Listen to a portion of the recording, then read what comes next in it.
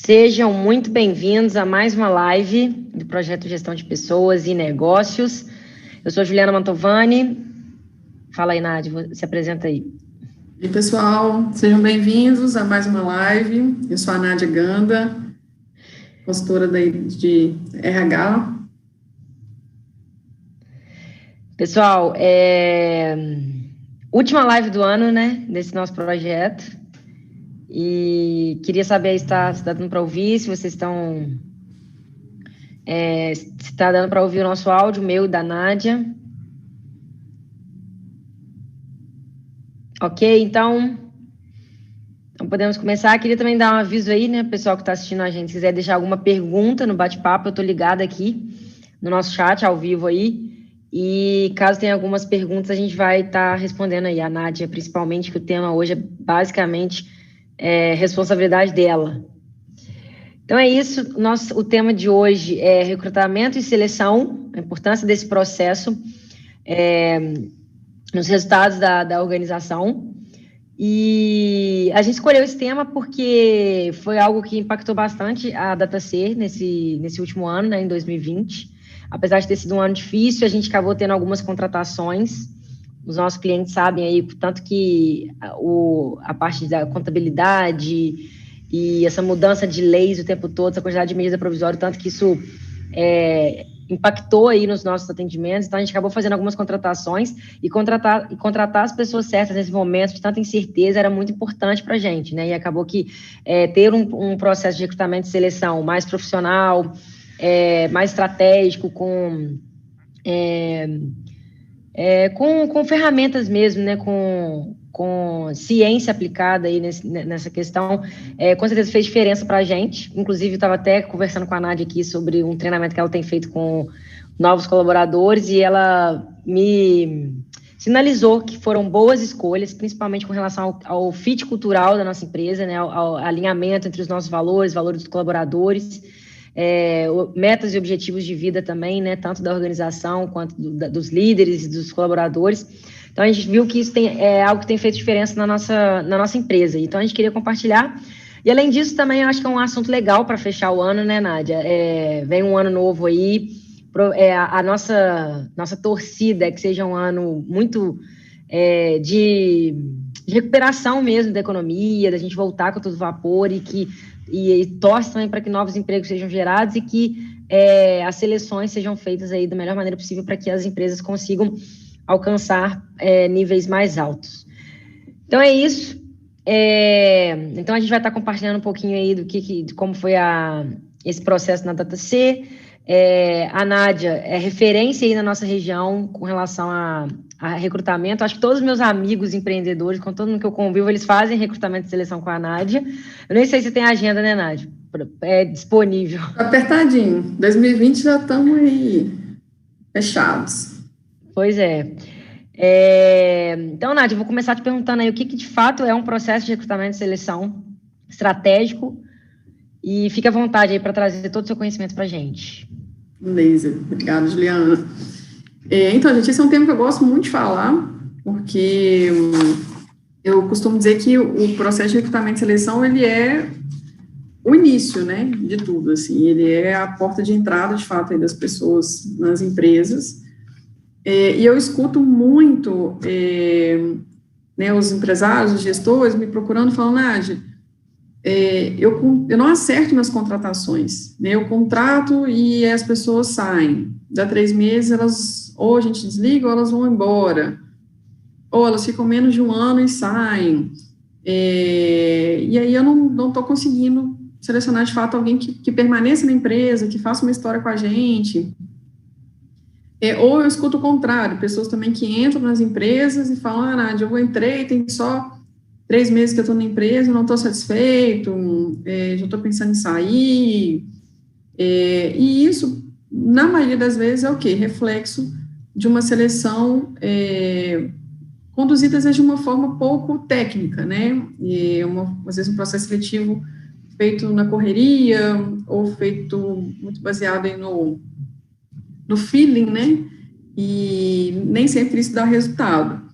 Então, o que é o recrutamento e seleção estratégico? É a gente pensar que você ter as pessoas certas, nos locais certos, né, fazendo aquilo de fato que elas entregam melhor e que elas vão ficar mais satisfeitas, isso naturalmente dá resultado, né, vai dar resultado para a empresa, para a própria pessoa, porque ela vai se sentir feliz, satisfeita com aquilo que ela faz, e naturalmente isso reflete aí no resultado das organizações.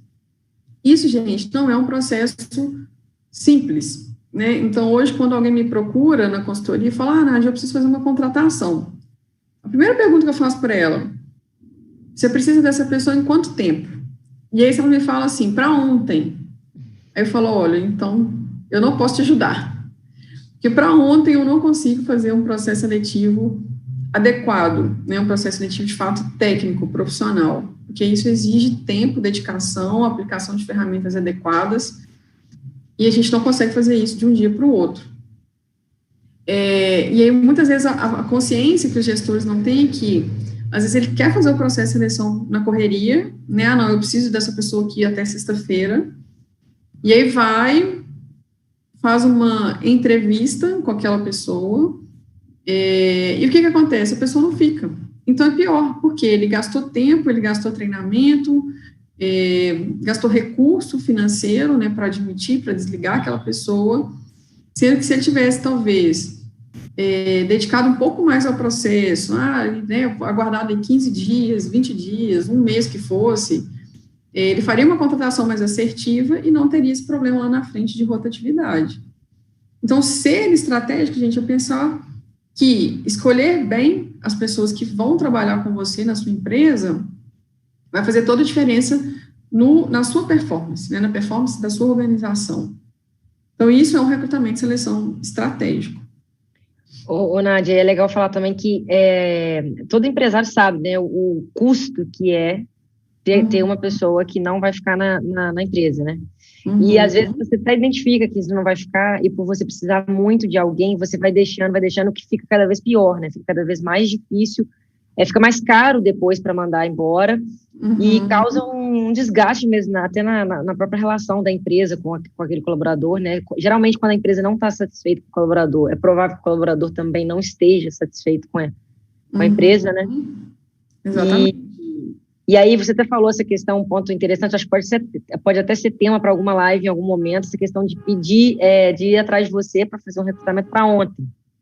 E é importante ter um planejamento na sua empresa para você saber quando você vai precisar de pessoas. Inclusive, é uma tecla que eu tenho batido muito aqui na nossa empresa, na DataC, que a gente ter previsão, né? A gente saber onde a gente quer chegar ao longo do ano, né? Quais são as metas financeiras e de vendas para aquele próximo ano, e aí, com base naquelas metas, eu saber quanto que eu preciso aumentar o meu quadro de funcionários, a quantidade de recurso humano que eu tenho, e aí a gente planejar essas seleções de antemão, porque aí a gente tem tempo, a gente consegue fazer tudo com calma e acaba tendo muito mais sucesso nessa contratação. Então, acho que a gente pode até pensar nesse tema para o ano que vem, aí, em janeiro, começar com isso, planejamento para o ano, aí, como se faz um planejamento, como que a gente, pelo menos aqui na DataC, tem feito os nossos. A gente também não é expert nisso ainda, a gente está caminhando aí bem no início dessa jornada, então talvez a nossa experiência pode ajudar aí a galera. Sim, é o que a gente chama de dimensionamento, né? Assim, a partir do dimensionamento você consegue fazer a provisão. E isso tudo, o que a Jeane está falando é muito importante, porque, gente, eu preciso ter clareza o seguinte, hoje, para executar o que eu preciso entregar de resultado, qual que é, então, o meu dimensionamento, né? Quantas pessoas eu preciso para fazer o que eu pretendo entregar? E para o que eu pretendo entregar no curto, médio e longo prazo, né? E aí você vai fazer a provisão, então, da sua mão de obra, né? Das pessoas com quem você precisa ir, as pessoas que você precisa admitir. E aí, para isso, vem lá atrás, então você tem que ter o quê? Qual que é o objetivo da sua empresa? Qual que é a sua meta? Então, por exemplo, a gente vai começar um ano novo, 2021. O que você está planejando para a sua empresa para 2021? Você quer crescer quanto? Você quer crescer em quais áreas? Eu quero crescer na área comercial da minha empresa ano que vem. Ok, então provavelmente você vai precisar de mais mão de obra na área comercial. Tá, mas o que impacta? Se eu começar a ter mais clientes, isso impacta lá na minha logística, porque eu preciso de mais pessoas para poder processar esses pedidos, enviar os pedidos, enfim. Isso pode ser que impacte o financeiro, porque eu vou precisar de mais pessoas para faturar os pedidos, para ligar para cliente, para receber. Isso pode ser que aumente o movimento presencial na minha empresa, então, será que eu vou precisar reforçar a equipe do atendimento, da recepção? Enfim. Eu aumentei o quadro de pessoal em tantos %. Nossa, eu não tinha pensado nisso, agora vai impactar para mim o quê? Eu preciso de mais uma pessoa para fazer a limpeza da empresa. Porque antes eu tinha uma pessoa que ia lá 2 vezes por semana e era suficiente, agora já não é mais, porque eu dobrei o meu quadro pessoal, então eu preciso, às vezes, contratar uma pessoa para ficar todos os dias, por exemplo, na limpeza, para fazer o café, enfim. Então, muitas vezes, a falta de planejamento de onde você quer chegar causa essa falta de planejamento de pessoal e aí, consequentemente, o desespero, e uma coisa vai encadeando a outra, né? As contratações erradas, enfim.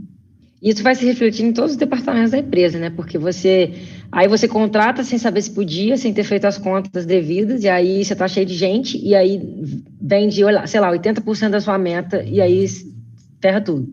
Né? O financeiro já não dá conta, e aí você tem que fazer demissão, que também é caro, custoso. Então, o planejamento é extremamente importante nesse momento.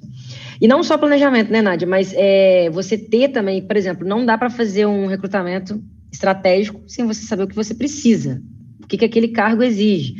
E aí, você conhecer bem a sua empresa também, que tipo de atendimento você quer, que impressão você quer passar para os seus clientes, para você na hora de fazer o recrutamento, saber avaliar bem se aquele candidato encaixaria bem naquele cargo, na sua organização. Né? Porque eu acho que empresa e colaborador é igual um relacionamento de casamento mesmo, assim. Não é porque uma pessoa não bateu com uma pessoa que ela não vai bater com mais nenhuma. Ela talvez não encaixe naquele cenário, naqueles valores daquela empresa. Não tem um alinhamento de expectativas, de objetivos. Então, às vezes, a empresa... por exemplo, uma startup tem um ritmo de crescimento muito acelerado, as pessoas têm que ter um nível de engajamento, uma energia dispensada à empresa muito maior do que uma empresa mais conservadora, de muitos anos, né, que tem um crescimento mais padrão, assim, né, não é algo tão absurdo. Então, e aí entra a questão do fit cultural, né? O quanto que a empresa, para fazer um bom recrutamento de seleção, precisa conhecer qual que é a sua própria cultura e qual que é a importância de alinhar isso com os candidatos e com as pessoas que vão realmente ser selecionadas para trabalhar na empresa. Ótimo. Eu falo que é o seguinte, o processo seletivo ele é uma escolha dupla, né? Então, não pode ser só a organização que está escolhendo aquele candidato. O candidato também escolhe a empresa. Então, para ele escolher uma empresa, para ele escolher um trabalho, ele tem que saber o que aquela empresa tem para oferecer para ele, tanto no sentido de crescimento profissional, de remuneração, de expectativa de carreira, quanto no sentido de cultura, de valor, do que aquela empresa acredita, do que é importante para ela. E isso é o fit cultural, né? Só que o que acontece muitas vezes? Nem a empresa sabe. Então, às vezes, se eu chegar para o gestor e falar assim, me fala sobre a sua cultura, quais são os valores da sua empresa? Aí, sabe o que muitas vezes ele faz? Ele vai ler para mim aquilo que está pregado lá na parede, missão, visão, valores.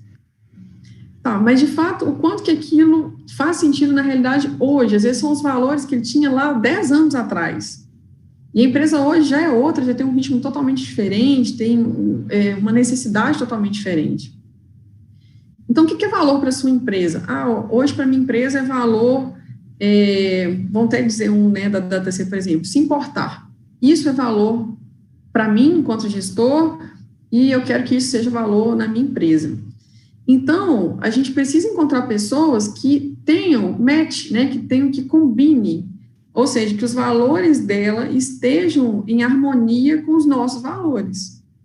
Gente, já trabalhou numa empresa, ou já viu alguém que trabalha numa empresa que a pessoa sofre? Por quê? Aquilo que a empresa acredita não é o que ela acredita.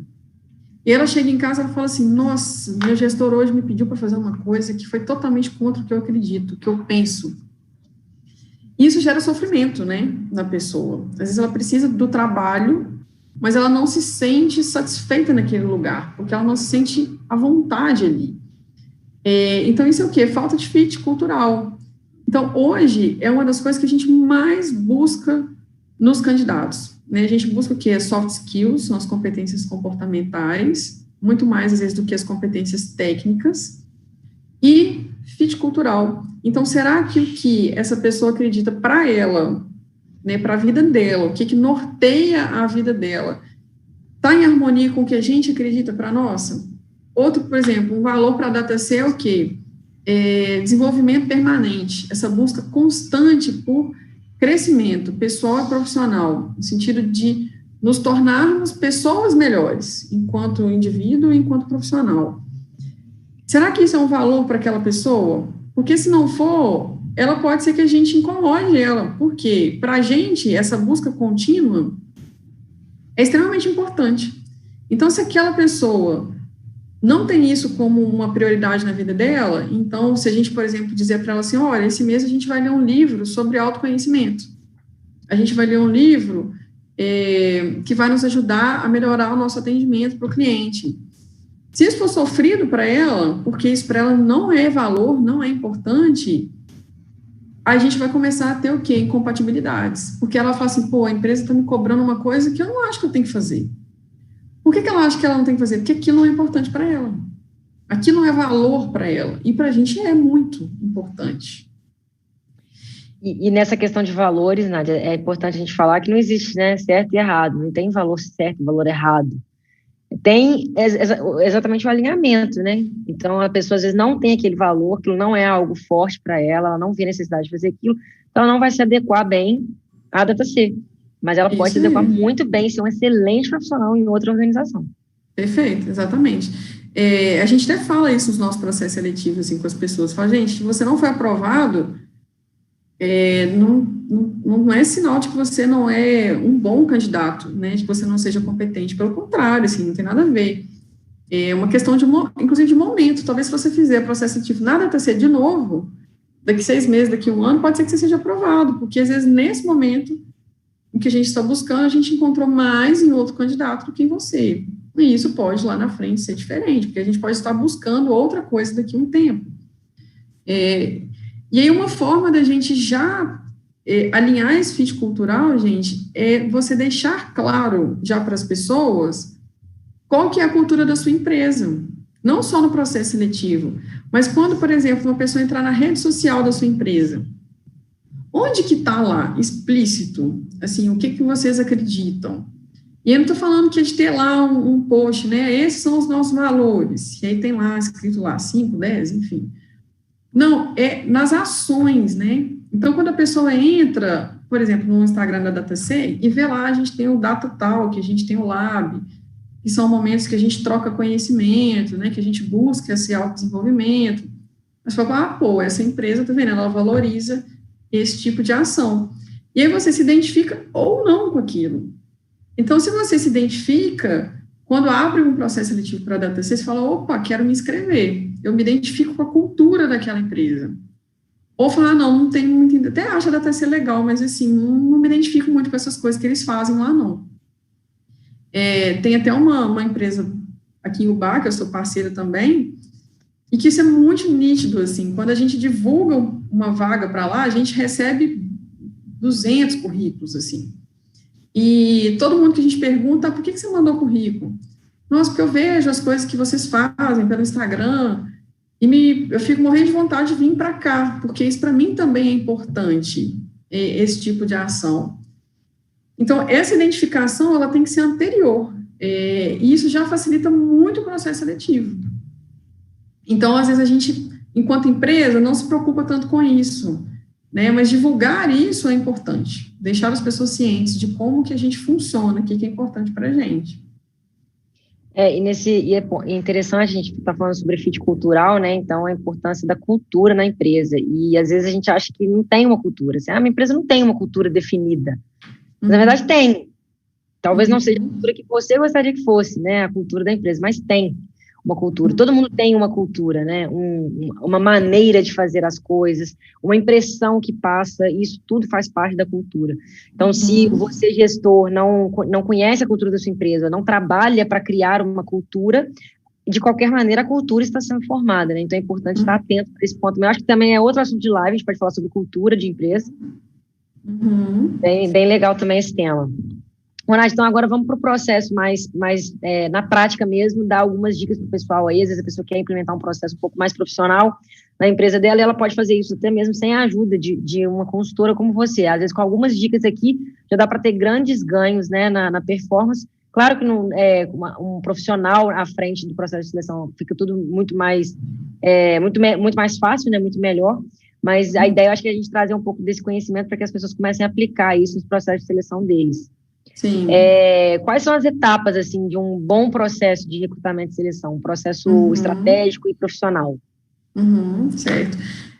Bom, gente, a primeira coisa, você precisa definir o perfil da sua vaga, tá? Então, definir o perfil é o quê? O que essa pessoa vai fazer, certo? E para a pessoa fazer isso, em termos de atividades, né, então você vai escrever mesmo. Vamos supor, você quer contratar um auxiliar administrativo para sua empresa. E aí pega e escreve mesmo o que esse auxiliar administrativo vai fazer. Ele vai organizar documentos, ele vai enviar e-mails, ele vai entrar em contato com clientes, ele vai xerocar documentos, organizar arquivo, ok. Descreveu tudo que essa pessoa vai fazer, né, tudo que esse cargo, né, e aí aqui a gente não está dizendo de pessoas, né, nesse momento, estou dizendo do cargo, o que esse cargo vai, qual que é a atribuição dele. Agora eu vou definir, então, quais competências eu preciso para executar essa atividade. Então, por exemplo, o auxiliar administrativo, ele vai organizar documentos. Então, uma competência básica que ele tem que ter, organização, tá? Ele vai mandar e-mails, ele vai entrar em contato com clientes. Outra competência, então, importante para ele, comunicação. Ele não vai fazer um trabalho só interno, ele vai ter contato com clientes, com fornecedores. Então, ele tem que ter uma comunicação, por exemplo, oral, boa, porque ele vai ligar para essas pessoas. Ele vai mandar e-mail, então ele tem que ter uma comunicação escrita, legal, para escrever um e-mail que as pessoas compreendam. Nádia, eu também espero desse auxiliar administrativo que ele busque soluções, que ele não fique só me esperando, porque às vezes nem sempre eu estou na empresa. Então, ele mesmo pode pegar o telefone, ele pode ligar para o fornecedor, ele pode ligar para o cliente, ele já pode tentar adiantar algumas coisas para mim. Então, qual competência que você está esperando dele? Iniciativa, proatividade, tá? E aí, o que muitas vezes é um erro do processo seletivo? O gestor, ele não define isso. Ele até sabe o que a pessoa quer fazer, mas ele não define as competências que ela tem que ter para fazer aquilo. E aí, o que eu escuto? Nádia, nossa, tem um auxiliar administrativo aqui, ele é ótimo. Mas, assim, ele é meio sem foco, sabe? Aí ele perde um pouco a atenção no meio do caminho. Aí, na hora que eu vou ver, gente, o auxiliar administrativo dele, por exemplo, tem déficit de atenção. Tem problema de déficit de atenção? Óbvio que não, mas não para uma atividade que você precisa ficar extremamente concentrado. Se for um auxiliar administrativo que vai fazer ações mais dinâmicas, né, ele não precisa ficar muito tempo, por exemplo, focado na mesma atividade, ótimo, isso não interfere. Mas não, às vezes o auxiliar administrativo dele fica o dia inteiro mexendo na planilha. Então, ele vai ter dificuldade? Vai, é culpa dele? Não, é porque ele não está na função adequada para aquela característica que ele tem. O auxiliar administrativo é ótimo, mas você chega na mesa dele, está uma bagunça, ele não consegue arquivar os documentos corretamente, aí você vai ver a pessoa tem dificuldade em ser organizada, então aquela função também não está adequada para ela. Então, primeira coisa, escreva tudo que o cargo vai fazer e define as competências. Nádia, o que é competência? Eu nunca ouvi falar disso, né, assim, o que é isso, tá? A gente tem hoje, gente, manuais de competência que podem te ajudar, tá? Se você não tem um profissional na sua empresa, né, qualificado para isso, pode entrar em contato comigo, que eu compartilho, tá, o manual. tem lá uma lista com 30, 50 competências, e a descrição dela, né, a agilidade, o que isso significa, como você pode avaliar isso, né, já disse aqui, comunicação, enfim, muitas outras. É um cargo de gestão. Ok, então o que essa pessoa vai fazer? Ela vai delegar atividades, ela vai supervisionar a equipe, ela vai planejar rotinas, competências que eu preciso, então, planejamento, né, eu preciso, então, aqui, para a pessoa conseguir delegar, ela tem que ser uma pessoa que consegue se organizar, e para ela tem que se organizar para ela conseguir passar para as outras pessoas o que tem que ser feito. O líder precisa acompanhar, então tem que ser uma pessoa que tenha a capacidade de acompanhar resultados, né, então qual a competência que ela precisa para isso, certo? Definiu isso, agora eu vou pensar o seguinte, onde essas pessoas estão? Então, por exemplo, eu estou procurando uma pessoa, de fato, que tenha uma mentalidade mais aberta, que está disposta para mudanças, porque o nosso cargo aqui é muito dinâmico, todo mês tem uma mudança, essa pessoa, então, tem que estar aberta a isso. Onde que esse público está? O que esse público lê? Onde que esse público busca informação? E aí você vai, então, fazer o quê? Divulgar a sua vaga. E aí, gente, esse é o processo de quê? De recrutamento. Quanto mais pessoas você atrair, maior a chance de você, de fato, fazer uma escolha mais assertiva. E aí a pessoa fala assim, Nádia, mas aqui eu divulguei a minha vaga, eu só recebi 5 currículos. Mas você divulgou onde? Aí, gente, vamos pegar o bar, por exemplo. Você vai divulgar uma vaga mais operacional. Onde que essas pessoas normalmente buscam informação? No rádio, por exemplo, tá? Enquanto a pessoa está indo para o trabalho, ela está escutando rádio. Às vezes, nos grupos de igreja, tá? Que ela frequenta, nas escolas, porque ela vai lá buscar o filho, vai deixar o filho. Eu estou buscando um público mais jovem, por exemplo. Então, eu posso usar o quê? A rede social, né? Eu posso ir lá na porta, agora não tem jeito porque está a pandemia, né? Mas eu posso ir lá na porta da boate lá e distribuir folheto. Entende? Você tem que ver onde o seu público está.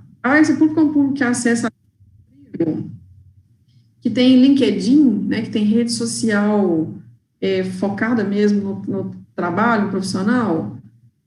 Divulga. Só para vocês terem uma noção de números, gente, às vezes, para fazer uma vaga, para selecionar um candidato, eu analiso em torno aí de 200 currículos, tá? Isso tudo, tá?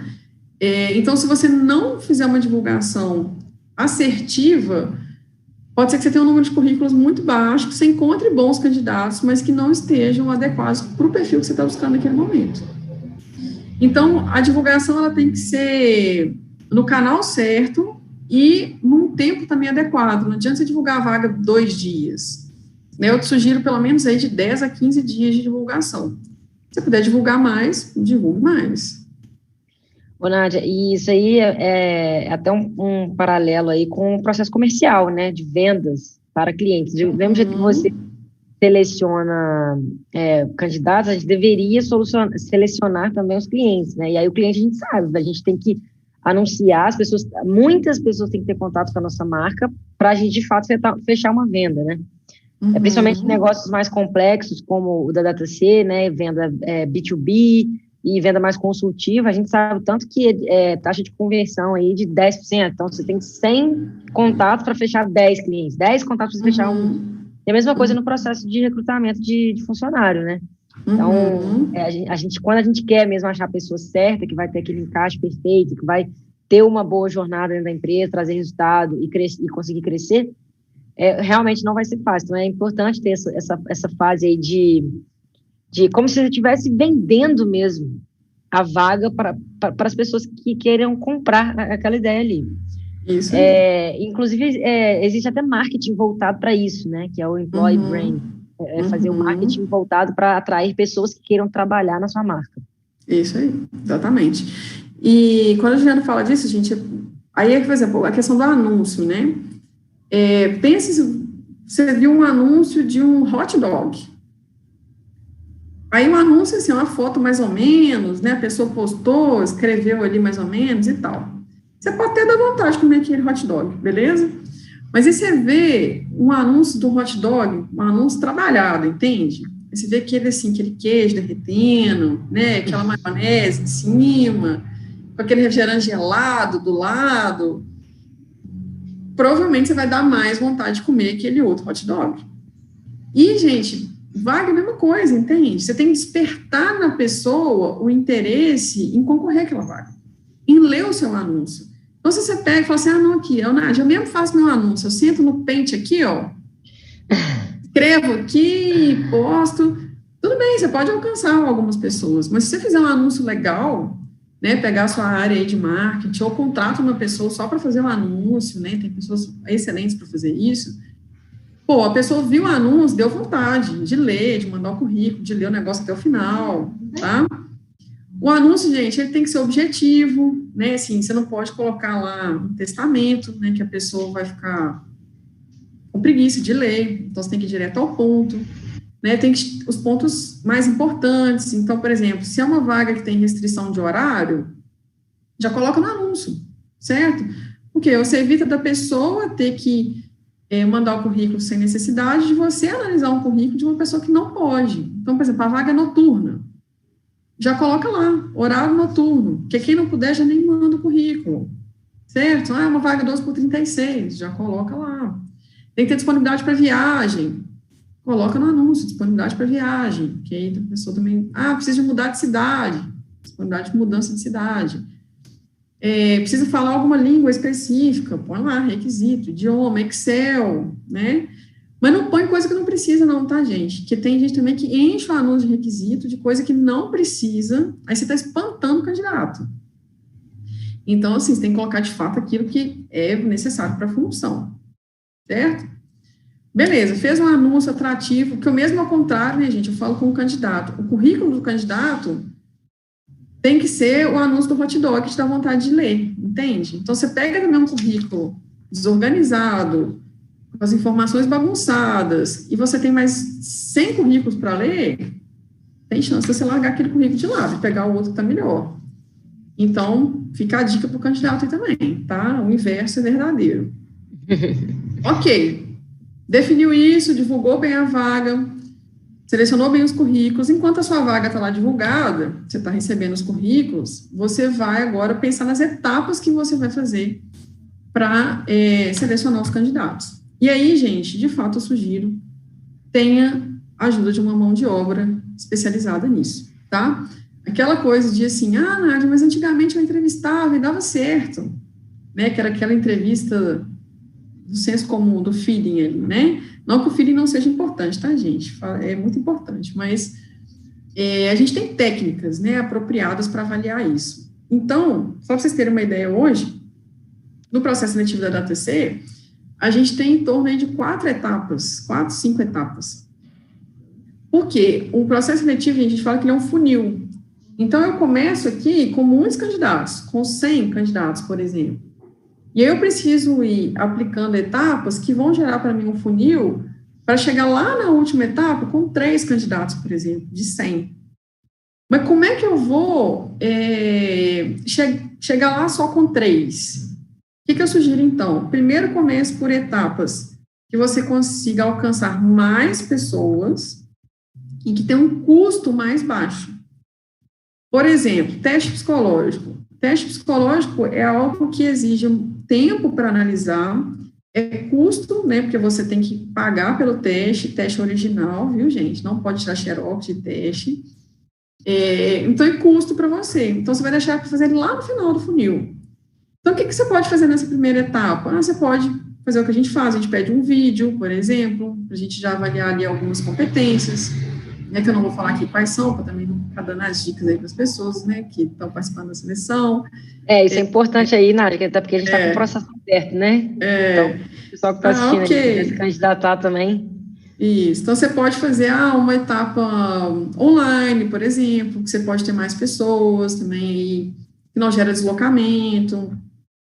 É um cargo técnico, por exemplo, você vai contratar uma pessoa que tem que ter conhecimento técnico em alguma coisa específica. Você pode aplicar uma prova técnica.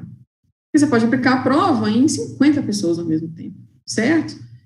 vai te gerar o trabalho de corrigir essas provas depois, mas é muito menor do que o trabalho de fazer uma entrevista. Beleza, começa então por essas etapas que alcançam mais pessoas e aí vai afunilando, tá? Sugiro então as últimas etapas quais, gente? Teste psicológico, e aí tem que ser aplicado por um psicólogo, analisado por um psicólogo. Teste não é aplicar por aplicar. Então, por que eu estou aplicando esse teste? O que eu quero com ele? Tá? Eu quero avaliar atenção, por exemplo, é uma função, é um operador de máquina. Então, essa pessoa tem que ficar, de fato, concentrada, que senão pode dar um acidente. Ok, então vou aplicar um teste de atenção. Tem sentido aplicar esse teste. No nosso caso, na DataC, a gente quer avaliar fit cultural. Eu posso, por exemplo, aplicar um teste de personalidade, por exemplo, e ver se os comportamentos daquela pessoa estão de acordo com o que a gente está buscando, certo? Afunilou. Última etapa é a entrevista individual, né? Porque aí essa etapa é a etapa mais longa. Gente, não existe entrevista boa de 15 minutos, tá? Quando eu vou falar isso com o gestor, né, que às vezes me contrata para fazer seleção, aí fala, olha, a gente vai fazer entrevista, então deixa reservado aí para cada candidato 1h15, mais ou menos. Ele fala, o quê? 1h15? Mas a entrevista com 15 minutos. Eu falo, não, confia em mim, deixa aí reservado que a gente vai precisar disso aí, tá? Porque, gente, uma boa entrevista, ela tem um roteiro, ela é uma entrevista comportamental, uma entrevista que a gente vai avaliar competências comportamentais e competências técnicas, tá? Então, você precisa de tempo para fazer isso. E das técnicas corretas. Não é fazer qualquer pergunta, tá?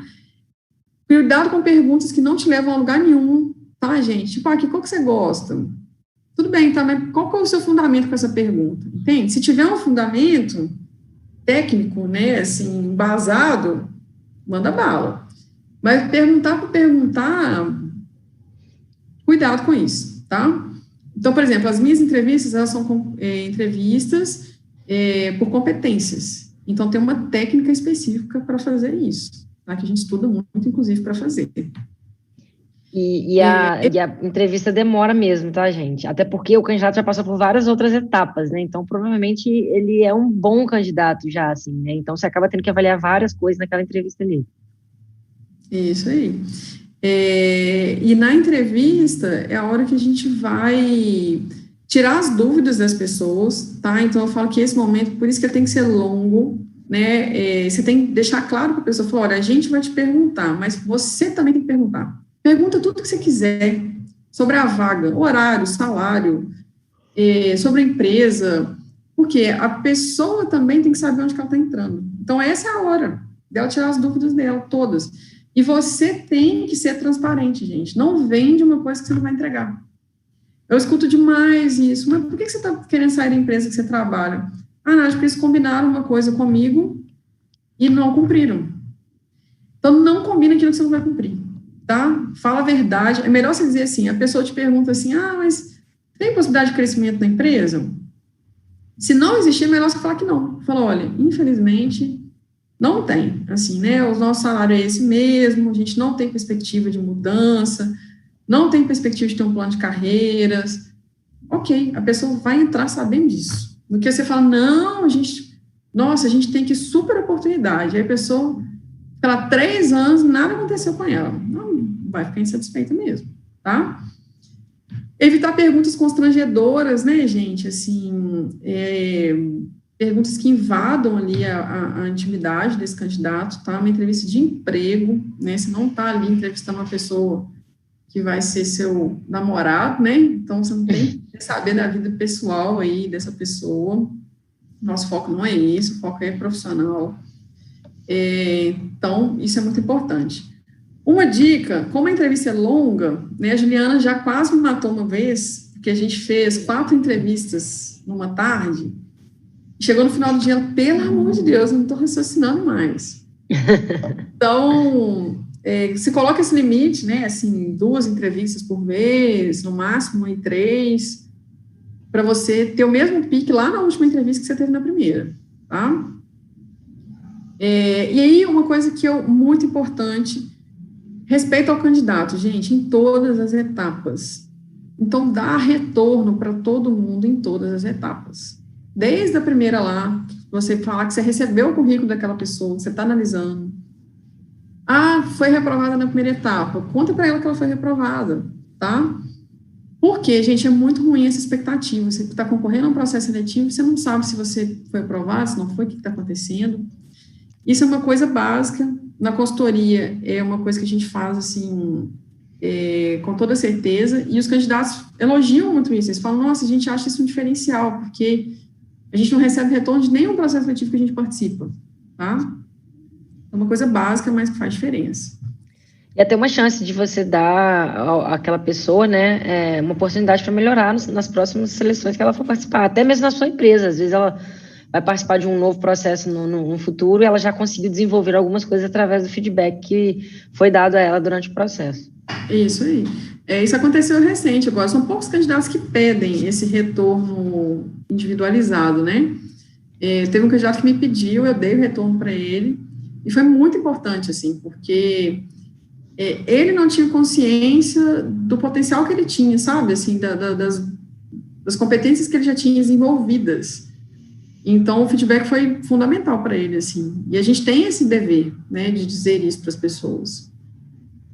Bom, gente, então esse é um resumão, tá? Assim, do processo seletivo. Isso demanda tempo? Demanda, né? Você não consegue fazer isso em 2 dias. Então, por isso que a gente tem que ter, de fato, esse planejamento e essa paciência para esse processo. E Nádia, quais são as novas tendências aí para esse cenário de recrutamento e seleção? Na verdade, na DataC a gente está com uma tendência nova para o ano que vem. A gente vai aplicar o teste psicológico, né? A gente não estava, até então a gente não aplicou ainda. Acho que já vai dar um up aí nas nossas seleções. Acho que, e até para, algo até que eu quero fazer com todos os funcionários atuais, né? Para a gente ter um cenário geral do perfil psicológico das pessoas, para quando a gente tiver uma vaga aqui para ser preenchida por alguém de dentro, a gente saber quais são as pessoas mais indicadas para aquela vaga também, né? Então, o funcionário já entrar tendo feito esse teste, eu acho que um grande avanço também. Então, na DataC, essa é uma tendência nova para a gente, e no geral, assim, nas empresas, o que você tem visto, o que tem mudado aí nessa parte de recrutamento e seleção? As novas tendências é o online, né, gente? Isso aí, assim, por exemplo, atualmente eu estou conduzindo um processo seletivo por uma rede nacional, né, assim, então ela está presente no país todo, então eu estou aqui no interior fazendo um processo seletivo que é nacional. Por quê? Online, né? A gente está fazendo todas as etapas online. Então, você, candidato, que não tem conhecimento de informática, né, de fato, você precisa dar uma corrida atrás nisso aí, né? Então, aprender a usar, né, o Zoom, o Google Meets, né, aprender a responder um formulário online, porque as empresas vão usar cada vez mais isso, né? Então, por exemplo, uma sugestão para os candidatos, foi marcada uma entrevista para você online, através do Zoom. Você nunca usou o Zoom, testa antes, sabe? Pede aí seu irmão para te ajudar, fala, vamos testar isso aqui junto. Porque para na hora que chegar na entrevista, você já está adaptado ali com aquela nova, né, com aquele novo recurso, tá? Então, o online, inclusive os testes psicológicos, né, assim, até pouco tempo a gente ainda era muito tradicional nesse sentido, a gente tinha poucos testes online, a maior parte dos testes eram, de fato, físicos. A gente já tinha alguns testes de correção online, mas de aplicação eram poucos. Então, a gente já está avançando nisso, né, o Conselho Federal de Psicologia tem avançado na aprovação desses testes. Lógico, né, que assim, depois de muita pesquisa, muita validação, e tem sido muito assertivo, né, a gente que é psicólogo tem que fazer uma certificação, né, específica para poder aplicar e corrigir, não é uma coisa que qualquer pessoa pode fazer, mas é também uma nova tendência aí, né, testes online, então, galera, fica ligada nisso aí, quem não tem muito conhecimento de informática, correr atrás. E quais são os principais desafios, Nádia, que a gente enfrenta aí, as companhias enfrentam na hora de fazer uma seleção? Acho que hoje tem um desafio grande, acho que tem aumentado bastante a competitividade, né, assim, essa questão do home office possibilita a contratação de diversos lugares diferentes, então acaba que você tem que ser uma empresa uma empresa boa para se trabalhar, né? Para que você consiga vencer aí a concorrência das outras, principalmente na área que a Data citar, né, de TI. Eu acho que é um desafio. E a questão de ter paciência também, acho que é um grande desafio, né? Às vezes você precisa de alguém rápido, quer começar já a ter resultado, e a gente sabe que não é bem assim, né? Sim. Assim, os desafios que hoje eu tenho percebido de fato, assim, esse match, né, eu acho que das empresas com as novas gerações. Então, às vezes a gente tem empresas que ainda estão mais tradicionais, mais conservadoras, e a geração nova vem com um gasto total, assim, com necessidades muito diferentes, né? São gerações que são mais imediatistas, são gerações que são mais exigentes, né, do que as gerações aí mais, né, as gerações anteriores. Então, eu vejo nas empresas uma necessidade de se adequar mais a esse perfil, porque adequar as pessoas ao perfil da empresa não é um bom caminho, tentar fazer isso, né, isso vai aumentar a sua rotatividade. Em algumas áreas específicas, a gente tem enfrentado dificuldade de encontrar mão de obra especializada, de fato, tá? Em função, por exemplo, cargos mais técnicos, de nível técnico mesmo, curso técnico. Algumas estão praticamente extintas, assim, porque alguns cursos técnicos foram acabando ao longo dos anos, muita infacilidade do ingresso hoje no curso superior, né, assim, em função dos programas que a gente tem. Foi muito positivo por esse lado, né, a gente ganhou profissionais de nível superior, mas hoje a gente quase não tem profissional de nível técnico, então é uma grande dificuldade também. A gente tem empresas que formam universidades corporativas, né, então formam as pessoas dentro da própria empresa para ocuparem funções aí futuramente naquela organização. Então esse também é um desafio que a gente tem enfrentado. Além desses que a Juliana já falou, né, eu acho que o imediatismo da própria empresa em fechar a vaga, isso também tem sido um dificultador aí para quem está fazendo o processo seletivo, né, para a gente que é de RH, a gente tem que encontrar o profissional e conter a ansiedade dos gestores em muitos momentos, né, mostrar para ele que, de fato, precisa esperar, que é mais estratégico esperar do que contratar aí no desespero.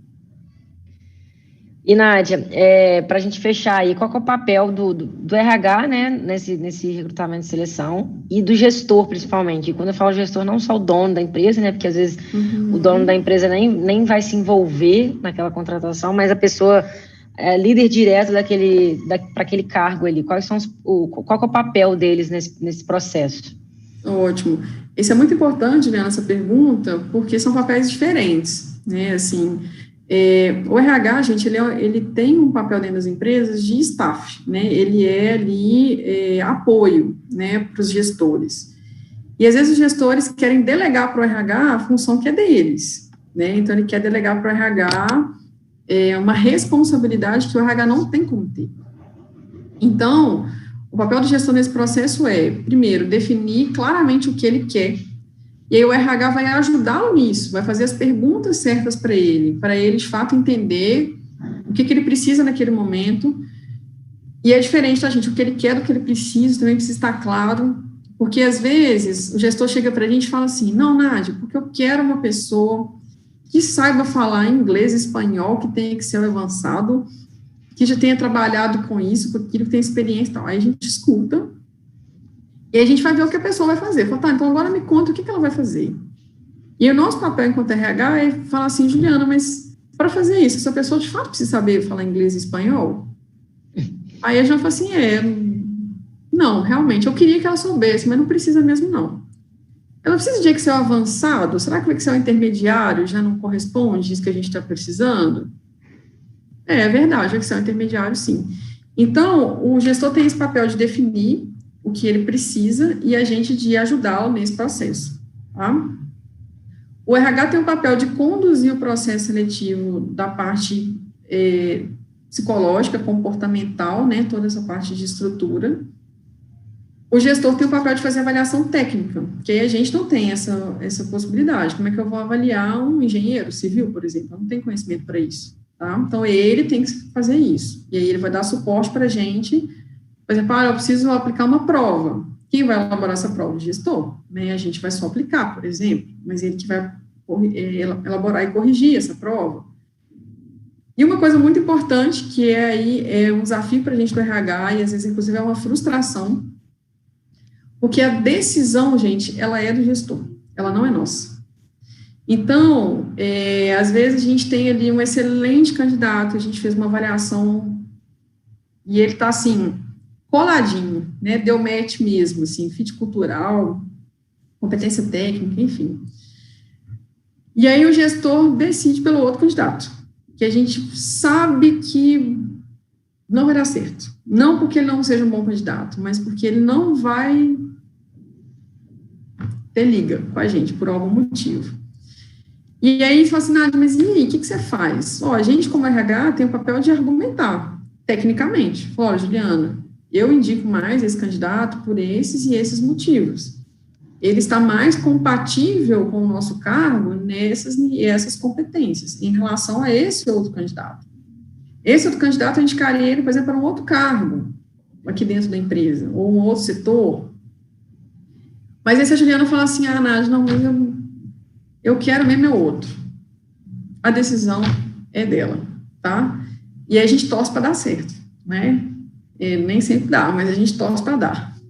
Também não é para chegar depois e falar, viu, eu te falei, né? A gente às vezes fala, ou então a gente pensa, né? Tem uns que a gente já olha para ele e fala assim, já sei o que você vai falar. E para isso, para a gente é desafiador. Nádia, sobre essa questão de que a decisão é do gestor e que o RH tem o papel de argumentar, é interessante também, ressaltar a importância de que o processo seja algo objetivo, né? Tenha objetividade nele, porque senão é difícil pro RH argumentar alguma coisa, né? Se subjetividade nem adianta que ele argumente, né? Mas exatamente. Se for algo mais objetivo, que você tem os critérios, níveis de pontuação determinada lá, definida antes, você consegue argumentar e o gestor, sendo uma pessoa mais racional e mais ponderada, ela vai acatar a argumentação muito provavelmente, né? Isso é interessante, Juliana. Por exemplo, quando eu dou supervisão de estágio, eu falei, gente, vamos lá, vamos discutir agora do processo seletivo, né? Me fala sobre o candidato. Nádia, olha, eu achei o candidato muito bom. Tá, mas vamos lá, baseado em quê? Né?